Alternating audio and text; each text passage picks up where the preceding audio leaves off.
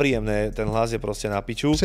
Prepičený úplne a potom sú zase také, že majú moc veľa mužskej energie, že je to celé také chlapské, vieš, a to je kokot, to tiež není úplne dobré. A to ze Sausen niekde ako... A Sausen má proste, ona to má tak medzi, že je aj žena a je aj dobre repujúca, že má aj frázovanie, aj všetko a že není to otravné, upišťané, ani nešepka, že má ten prejav normálne sebavedomý, vieš, že je to pohode proste. No počkej, a keď sa snaží aj spievať, tak proste to neznie falošne, lebo niektoré tie čajky, keď im zoberieš autotune a začnú to niekde dávať na život, ty kokot, tak sa ti nome takto zrolujú uši same do seba, ty kokot.